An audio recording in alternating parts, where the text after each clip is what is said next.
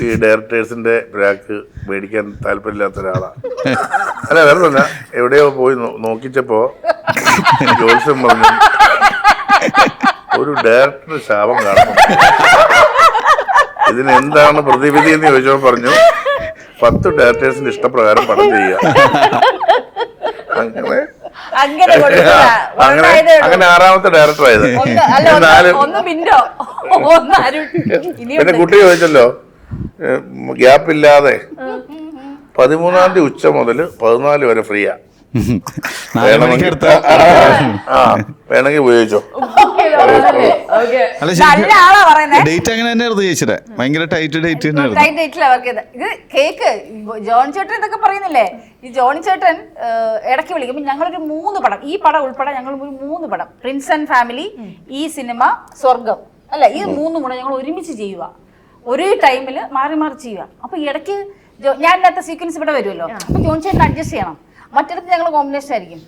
അതെ മഞ്ജു, എല്ലാ സിനിമയും കൂടെ ഇങ്ങനെ ചെയ്യരുത്, ഇടയ്ക്കൊക്കെ ഒന്ന് ശ്വാസം വിടണം, ഒന്ന് അഡ്ജസ്റ്റ് ചെയ്തൊക്കെ വർക്ക് ചെയ്യണം കേട്ടോ, എനിക്കും കൂടെ ഒക്കെ ഡേറ്റ് വേണം. സംഭവത്തെ 3 പടത്തിന് ചേട്ടനുണ്ട്, എന്നിട്ട് ഞാൻ മാത്രമേ 3 പടം ചെയ്യുന്നുള്ള രീതിയിൽ. അതുകൊണ്ടല്ലേ മഞ്ജുവിനോട് ഞാൻ ഇടയ്ക്ക് എന്നെ വിളിച്ചിട്ട് ഒരു ജോൺ ചേട്ടൻ 18-ാം തീയതി എവിടാ, അപ്പൊ എനിക്കറിയാം 18-ാം തീയതി ഞാനിവിടെ ഉണ്ടാകരുത്, എനിക്ക് എന്റെ തല വെക്കാമല്ലോ.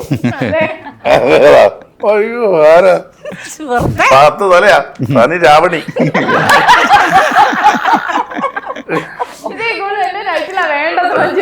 മഞ്ജുപിള്ളേനെ രാവണി എന്ന് വിളിച്ച് ജോണിച്ചേട്ടൻ. അതിനി അടുത്തൊരു ഒരു കണ്ടന്റ് ആവട്ടെ. അതെ,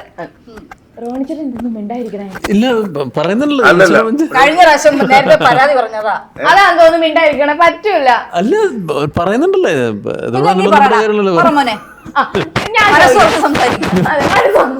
ഞാൻ ചോദിക്കാം, നമ്മുടെ കണ്ണൂർ സ്കോഡില് റൈറ്ററും കൂടാണ് അതിൽ അഭിനയിച്ചിട്ടുണ്ട്. എന്നെ അങ്ങനെ ഒരു നമ്മള് എല്ലാത്തിനേക്കാൾ പുറമെ സാർ MBBS പഠിച്ചത്, അവിടെ നിങ്ങൾ സിനിമയിലോട്ട് എത്തി. അല്ല അവിടെ നിന്നല്ല, അതിന് മുമ്പേ സിനിമ എന്നുള്ള ആഗ്രഹമുണ്ട്. വീട്ടിൽ ഇങ്ങനെ ഇതുപോലെ ഇപ്പോൾ നമ്മുടെ ടോണിയുടെ ക്യാരക്ടർ പറഞ്ഞ പോലെ തന്നെ വീട്ടിലുള്ള ആഗ്രഹങ്ങളൊന്നും നമ്മുടെ ആഗ്രഹം വേറെ ഒന്നും വരുന്നപ്പോൾ നമുക്ക് ബേസായിട്ടൊരു ഡിഗ്രി വേണം, അല്ലാന്നുണ്ടെങ്കിൽ എഡ്യൂക്കേഷൻ ക്വാളിഫിക്കേഷൻ വേണമെന്നുള്ള പാരൻസിൻ്റെ നിർബന്ധം, എസ്പെഷ്യലി പപ്പയുടെ നിർബന്ധം. അപ്പോൾ അത് വേണമെന്ന് പറഞ്ഞു, നമ്മളത് പോയി ചെയ്തു, പഠിച്ച് തീർത്തു, നമ്മൾ വന്നു. പിന്നെ കുറേ നാൾ നമ്മൾ അതോടനുബന്ധപ്പെട്ട് വർക്ക് ചെയ്തു. നമ്മൾ സിനിമയിൽ ഓഡിഷൻസ് അറ്റൻഡ് ചെയ്യുന്നുണ്ടായിരുന്നു, ചിലത് കിട്ടും ചിലത് കിട്ടില്ല.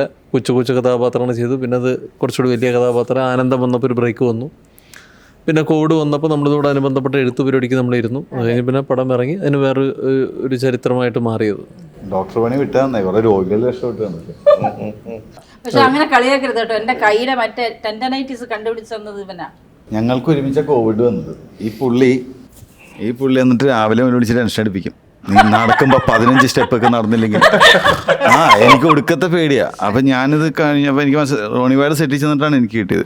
നീ കരിക്കും വെള്ളം കുടിച്ചിട്ട് 50 സ്റ്റെപ്പ് നടക്കണം, എന്നിട്ട് പിന്നെ കഥപ്പുണ്ടോ എന്ന് നോക്കണം, മറ്റത് കഴിക്കരുത്. ഒരു ഡോക്ടർ പറഞ്ഞാണ് ഞാൻ ശരിക്കും വിസർജനയൊക്കെ ചെയ്തത്.